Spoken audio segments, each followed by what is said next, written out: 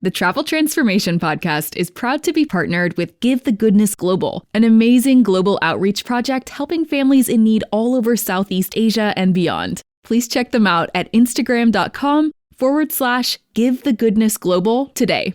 And now on to the podcast episode. Welcome to the Travel Transformation Podcast, the podcast that explores the life-changing potential of solo travel, intentional travel, and location-independent working. Whether you're an aspiring digital nomad or simply want to boost your confidence through epic travel experiences, I'm here to motivate and inspire you to go after all your wildest dreams. I'm Jessica Grace Coleman, author, travel transformation coach, founder of the Travel Transformation Company, and your host for the Travel Transformation Podcast. Travel changed my life. Now let's change yours. You ready? Let's go. Welcome to the Travel Transformation Podcast, where we talk all things travel and all things transformation. My name is Jessica Grace Coleman, and I'm your host. And today I'm talking to Sabbatical Coach and Consultant Rebecca Thomas. Rebecca is a certified transformational travel coach who inspires, challenges, and supports individuals to make the most of their sabbatical or career break. She's an ocean-loving, yoga-practising, story-seeking, cocktail-drinking, regenerative tourism advocate who lives for tasty food and visiting beautiful places with the people she loves. She believes it's all possible once we find balance. In this episode, we discuss how to have balance in your life, the benefits of sabbaticals for employees and employers, and how to ensure that the things you learned about yourself and the world while on your amazing trip stay with you once you're home. I just want to say that I'm recording this in the Basque Country where we're on a main road, so if you hear cars going past during this interview, I apologise. And also I'd like to point out that Rebecca was one of the people who contributed stories to my book, Intentional Travel Transformation. So if anyone listening hasn't got your copy yet, go ahead and get it now from Amazon. And head to chapter 11 to read Rebecca's entry. So let's get straight to the interview. Hi, Rebecca. Welcome to the podcast. Thank you so much for coming on. How are you doing today? I'm good. Thank you, Jessica. Thank you for having me. No problem. Okay, so to start with, for our listeners, please could you give them a bit of background information about you, where you're from, what you do, all that good stuff? Of course. So originally from the UK, as I'm sure you can pick up in the accent, did my first 29 years in the UK, and my husband and I emigrated to Australia, and we did around about 11 years in Australia.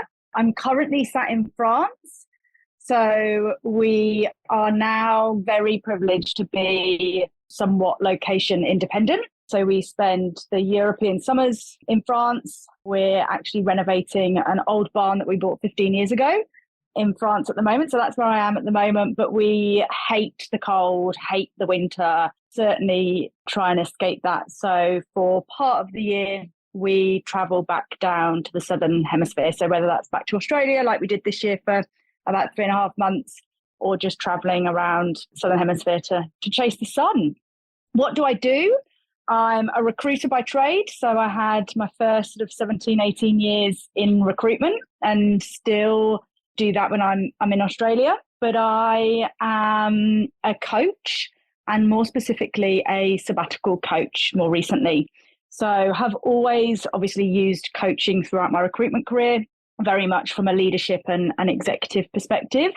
But when my husband and I suppose, planned our location independent life, I went down a rabbit hole and, as I'm sure you'll know, found the Travel Coach Network and the amazing work that Sahara Rose did or does. And so actually qualified as a travel coach.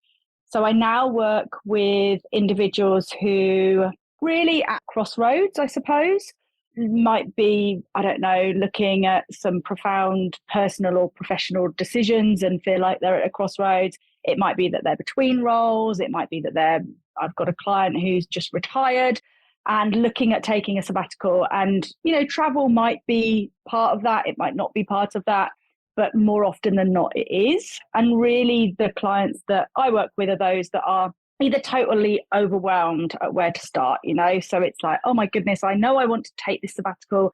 I know I, want to do something, but I'm not quite sure where to start. or those that are so burnt out or still in pretty high pressured roles and that are just too busy to even think about it. So it's, scheduling time and being able to work with them through the how and then executing the sabbatical. So that's what I do now. Great. I've got loads of questions about your coaching and sabbaticals and all that kind of stuff. But before we get into that, you mentioned there that you lived in Australia and then you moved again. Whereabouts in Australia were you and whereabouts in France? So very different. We spent all of our time in Australia in Sydney.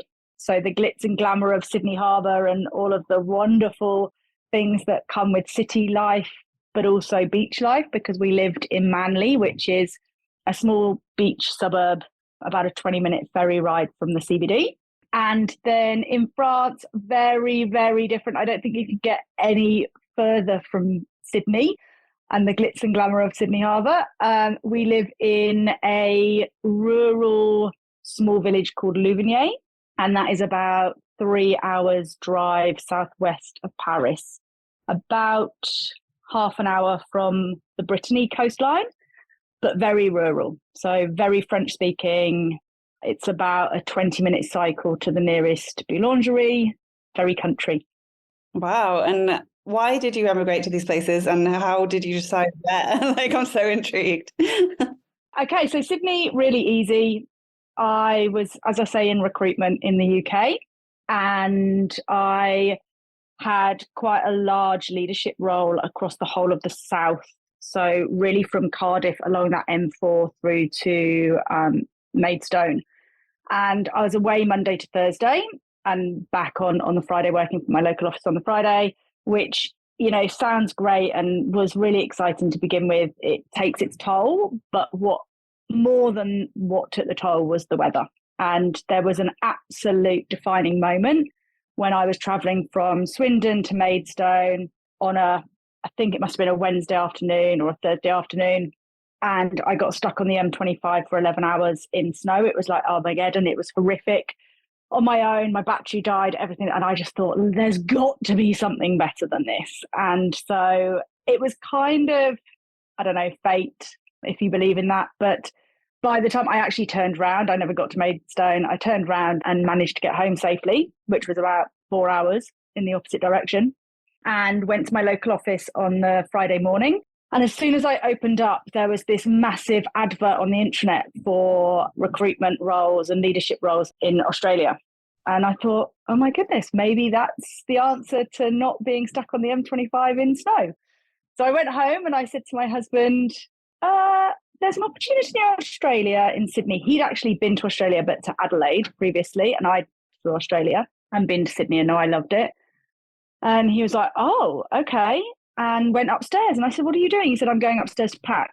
So he was totally on board very quickly. So that's what the motivating factor to moving to Sydney.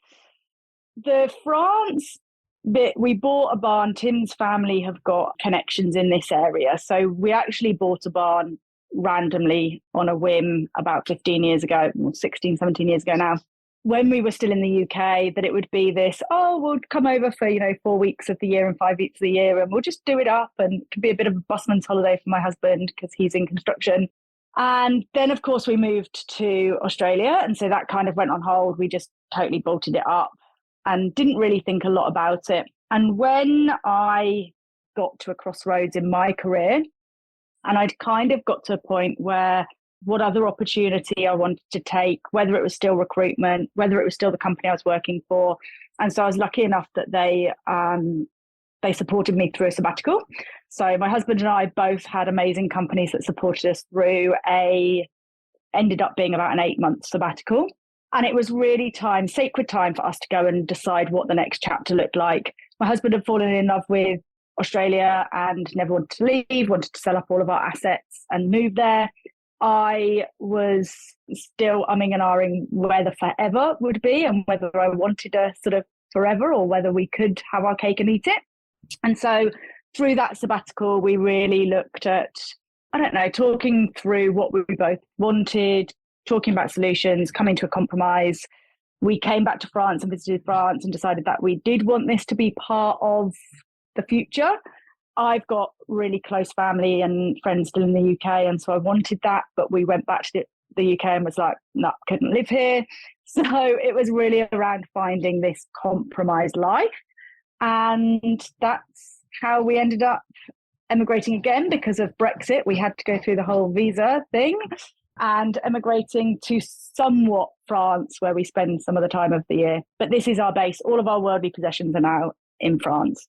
Wow, that's amazing. What was the visa process like since Brexit? Like, how long was that? Was it a nightmare? Like, I think a lot of people are put off. It's a curse word in our house, Brexit. Yeah. It could have been harder, right? It was very similar to what we had to do for Australia. So the whole process now, it's irrelevant as to whether we applied actually on our Australian passport or our English passport. The process was around having to prove a lot of things. So prove financial stability, and we have to every year show proof that we've got enough money to sustain us through the year. I can't physically work when I'm in France. So that's also where we couldn't really be here full time because we still need an income. So we do have a revenue stream from our house in the UK, but I actually hop back to the UK to do work. We also obviously travel, and I can work whilst I'm traveling, and also work when I'm in Sydney. There's lots of different things that we had to prove. We have a address or upfront accommodation paid for. Luckily, obviously, we have got a house that, well, it's somewhat built. It's a roof anyway. But there's lots of things that you have to kind of tick and prove, and yeah. But worth it. Yeah, definitely. And I am now on my absolute mission to, after 5 years, I think it is, you can get your permanent residency as such. And then after 10 years, your passport. I want back into Europe. I want that European passport. Yeah, I don't blame you. I totally understand that. Okay. So you mentioned a bit about your coaching and all that kind of stuff. So can you tell me a bit more about your business, Feel Good Getaways? And so what transformation do you help your clients achieve, and what do you focus on pre, during, and post trip? So it really is very individual, and it's down to the individual experience. What we work through is, as you say, a framework of pre, during, and post. And some clients just feel that they need the pre, it's just that support mechanism and working through the how to get them to a point of taking the sabbatical. The during is more so, I would say, an accountability partner. That's how I see my role playing. For example, once we've really nutted out in the pre-trip stage the why, and why the individual is wanting to take the sabbatical, why they're wanting travel to be part of that, we can then very much look at how that manifests and what the trip then needs to look like. And actually, I've had a client recently that I work with where they thought they had this totally preconceived idea of what the trip would look like, but actually when we uncovered the why and what they needed out of the trip and really got to the root of what the transformation was they were looking for, the trip totally changed. Because what what society tells us we need to do on a sabbatical, or what we kind of read and go, oh yes, I need to go to India and do a yoga course or whatever, actually potentially isn't what you really need. So the during piece is really around putting into practice everything that we have discussed and worked on it in the pre-trip.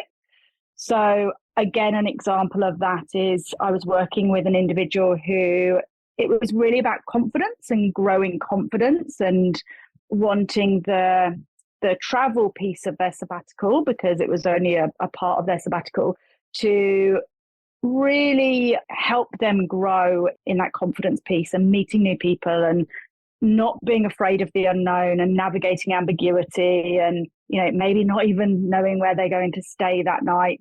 And so what we did is we looked at little activities that they could do throughout the trip. So one of them, for example, was every single day commit to going up to talk to a stranger, and so whether that be somebody in a coffee queue, whether that be somebody, on a bus or whatever it might be, but just commit to that. and see where it leads, and really sort of work on confidence in that way. It also on that trip which was really super hard for the individual, but at least twice a week, not know where you're going to stay that night. And, for some people that really, I love that, right? I love waking up in the morning and not knowing where I'm going to end up. For some people that brings up real anxiety, and it's really then holding them to account during the trip as to actually putting these small actions into place. But also, of course, the coaching through that and what comes up for them, and, very much then looking at feelings, and they know what they need to get out of it, but it's just coaching them through that. And then I think for me, the post trip is really the most, well, it's all important, but for me, it's where we tend to go wrong. So it's so important to use integration techniques to really build on what you've learned and the trip itself. How many times do people come back? This is even from a holiday as well. And within a week, they've forgotten about it, or they fall back into bad habits. They fall back into routines that don't serve them. And actually that whole sacred 6 months that they've taken may as well be a distant memory. There are absolutely techniques and things that we can do to really ensure that transformation isn't just a sort of one-hit wonder, and really does change things and support the individual in becoming the best version of future them that they want to become. Yeah, I love that. I think that's so important, the post-trip, like you say. I've done it too. You go away, you have this incredible life-changing time, and then you come back and you can feel everything slipping away, like all the progress you made and your confidence and all the skills you learned and all the new stuff you learned. Like, my memory is really bad, so it just sort of it fades away, and then you're like, oh, I remember it being awesome, but like I don't really know how, or like what I did with it afterwards. So that's really important. Could you give like an example of like one little thing that someone could do post-trip? Say they've been on like an amazing experience and they've learned all this stuff about themselves or about the world. What's one little thing they can do to sort of keep it going or to apply it to their life once they're back, would you say? Yeah, I actually shared on my Instagram the other day something that really worked for me, which actually is a yoga practice. And it's a yoga with Adrienne, and it's a 30-day yoga challenge essentially, and it's about 20 minutes a day, but it's very much just about taking that time for yourself. And for me, how that helped was it just was 20 minutes where I was grounded, where I could, and that simply ensured that I just kept focused. And everything that I'd taken from my sabbatical, I actually kept focused on, okay, this is the route that I now want to take, and this is the plan. It's interesting. I shared that on LinkedIn, and somebody commented, and it's somebody who I worked with last year around a sabbatical, and they took a sabbatical, and she's actually moved back to Australia and has created a room in the house. I mean, this is taking it to the extreme, but they have created a room in their house where it's almost their sabbatical room. It's got a meditation area. It's got, a space for reading. It's got, so, you could call it a den or a reading room, but she said, it's very much for all of the things that they loved from their sabbatical. It's for them to remember and go into that room and just, keep doing through BAU time. And now they're back to work. I love that. Yeah, that's so cool. The room sounds amazing, but even if you could like do like a little nook in the corner of a room with some of the stuff from your travels and that kind of thing, that'd be really, really cool. Okay, so on your website, there was one word that kept standing out to me, which is balance, and which I think is something many people find pretty elusive and difficult to obtain. What do you have to say about balance, and how do you incorporate it into your work and your coaching? I think the reason that it's important, certainly for me, and how I incorporate it into coaching is that I haven't always had it. So it's something that, as you say, can be elusive. And if I think back to the 3 sabbaticals that I've taken, the first one, I don't think I even realized it was a sabbatical. So in hindsight, it definitely was, but there was no intention or, anything around it. So I did it really poorly. The second one was my husband and I's big sabbatical that we took and were supported by the 2 companies.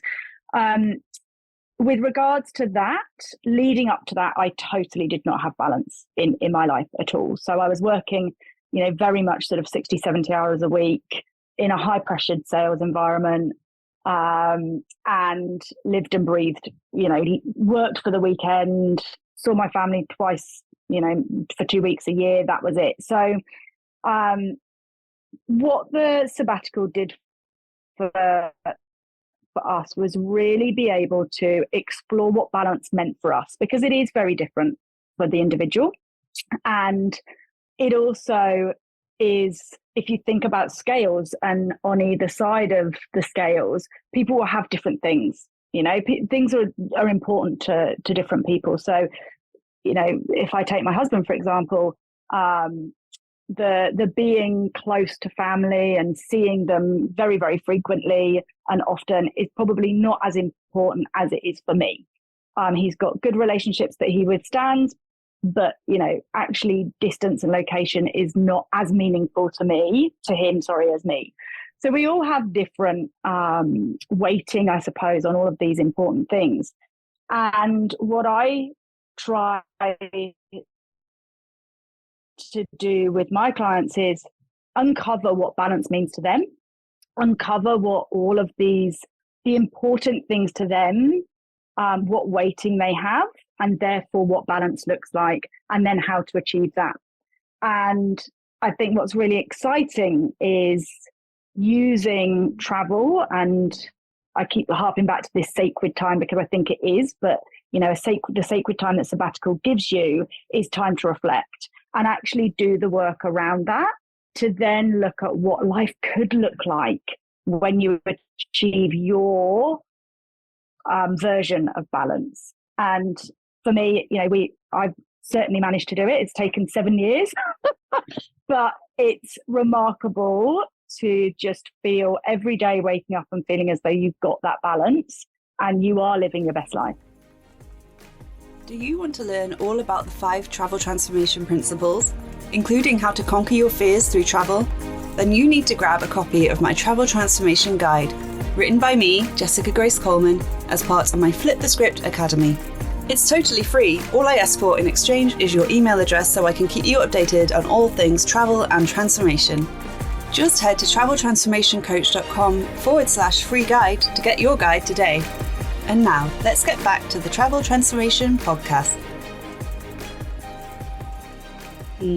Yeah, that's amazing. I'm still working on it, but I'm getting there with the balance thing. Definitely.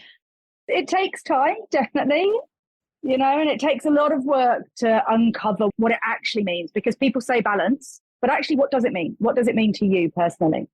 Yeah, definitely. It's definitely something different for everyone, and definitely something I think everyone should work on, because we can so easily, like you say, work 60, 70, 80 hours a week and then just have absolutely no balance in any area of our life. So it's definitely important. Okay, so let's talk about sabbaticals a bit more, especially for people who maybe have never had one or who don't even know that it could be an option for them. So what are the benefits to both the employees and employers? And why should someone choose to work with a sabbatical coach to help them with this area? Okay, so let's start with why use a coach. I think in simple terms, it's to get the best out of the opportunity and to really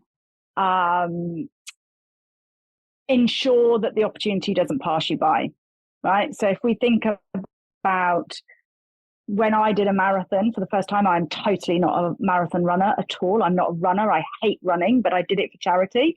And the first thing I did was get a coach, because I knew that I would never be able to I wanted to finish it. I wanted to run the whole way round, and I wanted to do it in the best time possible. And I knew without a coach, I would never be able to achieve that. So I engaged a marathon coach, and sure enough, managed to, absolutely make the most of it and feel as though I was totally fulfilled at the end of it, and run the whole way and do it in a good time. I would never have been able to do that without a marathon coach. So I think that's the reason, is I've done it wrong. So as I say, my first sabbatical was diabolical and had consequences. The second one really very much was a life-changing moment for my husband and I. So that's why I think around the benefits for the employee and the employer, absolutely monstrous, and for both. If we take the employee first, that again, I think is quite individual. So it depends what you want to get out of it. But the benefit very much is that it is this period of time where you really can take the opportunity to reflect, almost press pause, and really indulge yourself, indulge in, people take sabbaticals for different reasons. So it might be that they're totally burnt out. So therefore the benefit will be from a health perspective, from a wellness. Some take a sabbatical to study. So it may well then be from a, future employment or professional development perspective, that's the benefit. So there's lots of different benefits to the employee. Also, I think around really, if you're at that crossroads, being able to visualize what the next chapter looks like, and what your goals are and how you're going to get there and how you're going to achieve it. Obviously, the benefits that come with travel that we all know of, around very much from, if I think about myself, a leadership perspective, I came back certainly from my sabbatical a much, I think, more proficient leader, that, very much hone my skills within empathy, within EQ, within my listening skills, that cultural, piece. So lots of benefits there with regards to the employer. And I think this is where we've got a lot of work to do. So I think the employee bit is, somewhat more obvious around the benefits. The employer piece is where I think there's work to do around really promoting the benefits. And they are many, but I think the main ones are certainly from, if I put my recruitment hat on, a retention or an attraction perspective first. So, a company with a sabbatical policy for the right person could be more attractive and really put yourself as an employer of choice. Secondly, around retention. So if somebody wants to take a period of time off, whether it be a month, 3 months, 6 months, why are we risking losing talent when, that could be actually a retention piece, and they come back, a better individual with a wider skill set. Very much, I think, cultural piece and that team culture. If I think about, I had somebody who was in my team who went on sabbatical, and we loved all of the stories that she brought back in, looking at things from a different lens. So really that team culture piece as well. It's also a great tool for talent management as well. So if we think about somebody going off on, when I went off on sabbatical, for example, there was an opportunity there for somebody to step into my role. And really, therefore, then the organization and whoever is managing the talent throughout that organization to see how somebody performs, and then really map the talent through the organization. So lots of different, I could go on.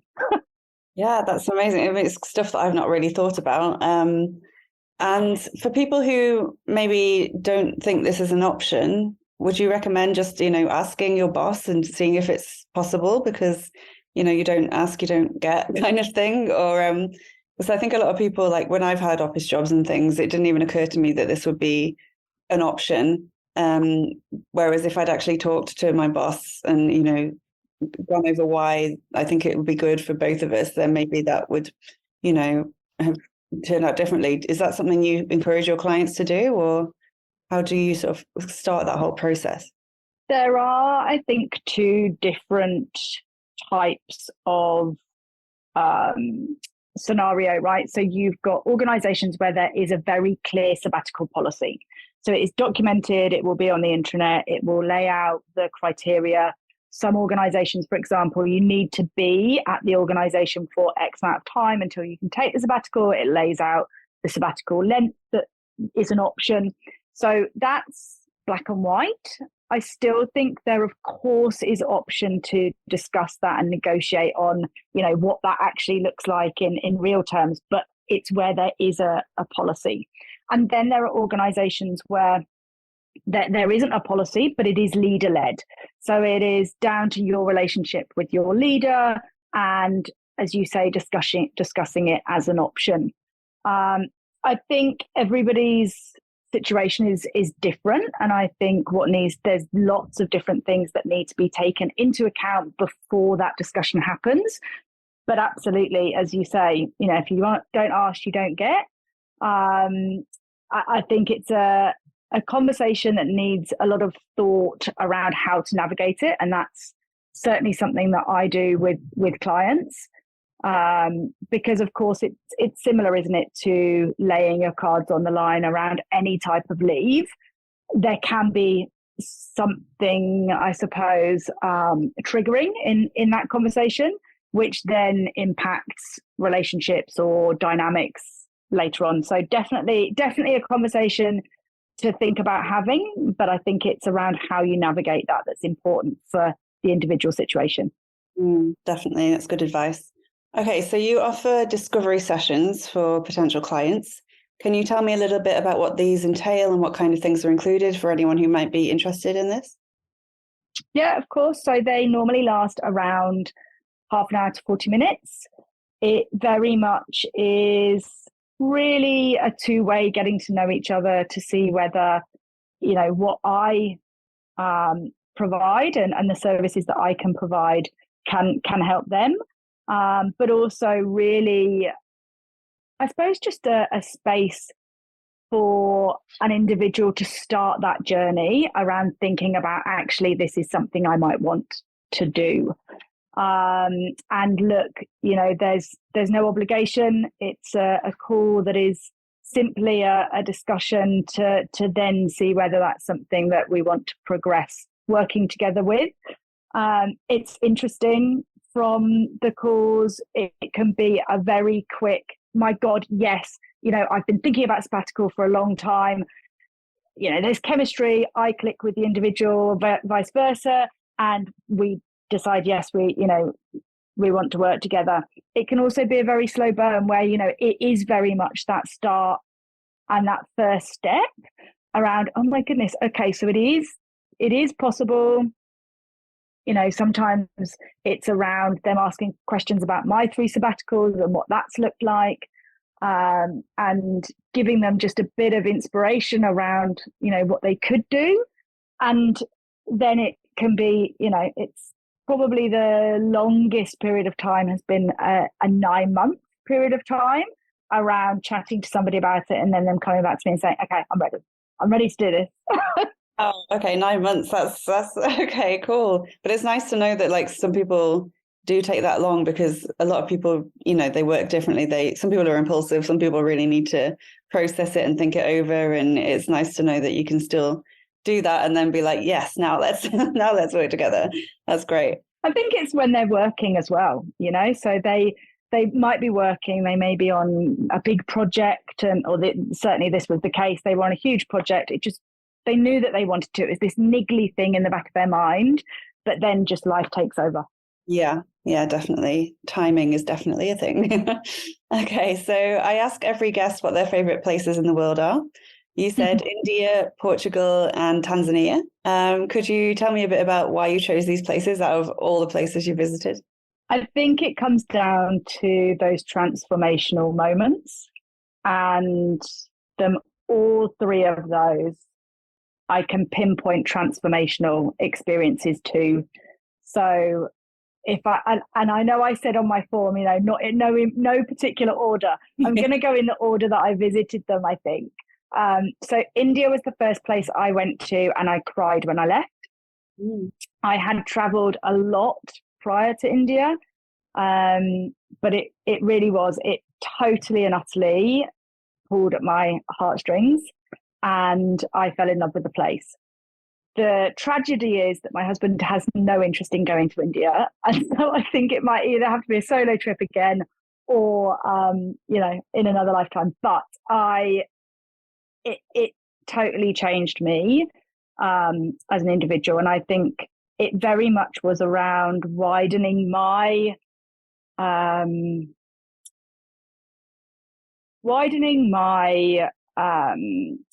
sort of pool of reference pool. And actually, I listened to Brene Brown podcast with Simon Sinek with Brene Brown the other day, and she talks about your reference pool and widening your reference pool, and the fact that she will 1 minute be watching some crappy drama on TV and the next minute be reading some really academic paper or whatever, and it's that reference pool. And I think for me, coming from a small town in southwest England, even though I traveled quite a lot, there's nowhere that had opened my eyes as much as India did. So totally transformational, and really did widen that reference pool for me. So that was the first one.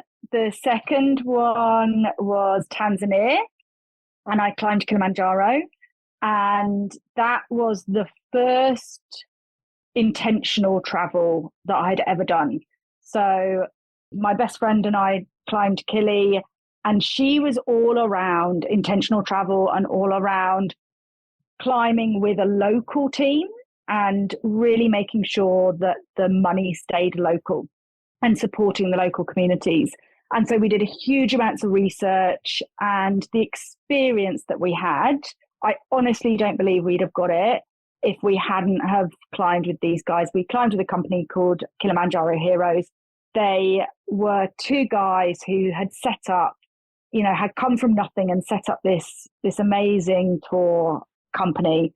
And it was incredible. The whole experience was transformational. So that, for me, Tanzania, I just have a special place in my heart, and have been back. And then Portugal was part of our sabbatical, and we spent 6 weeks in Portugal, my husband and I, when we took our long sabbatical.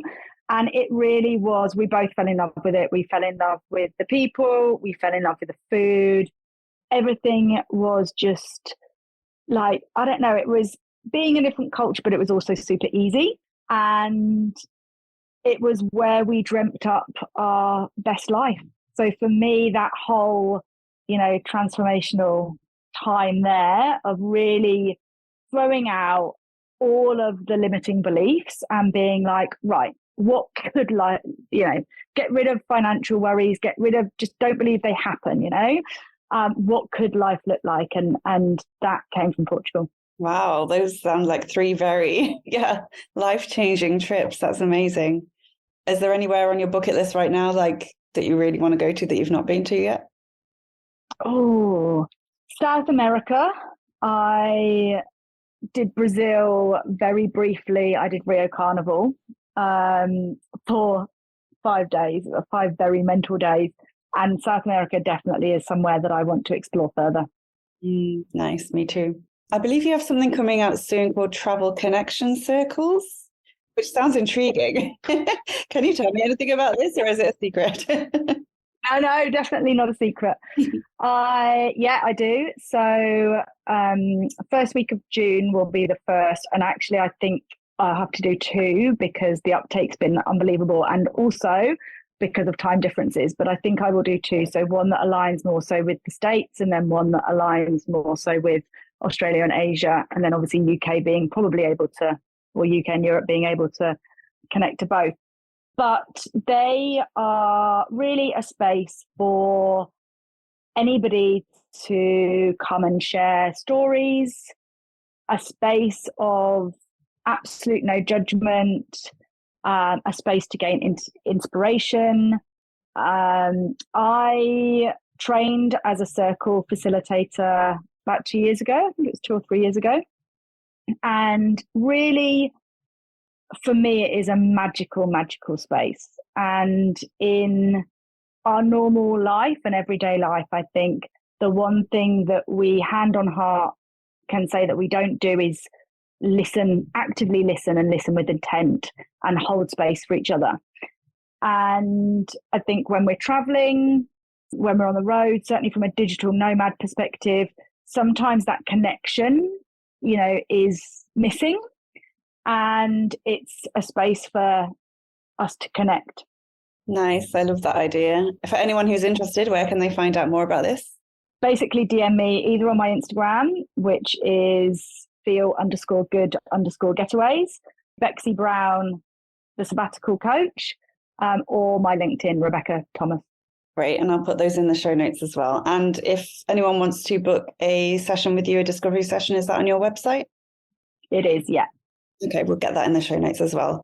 Okay, so that's it. That's all my questions. Is there anything else you'd like to say or any message you'd like to get across before we go?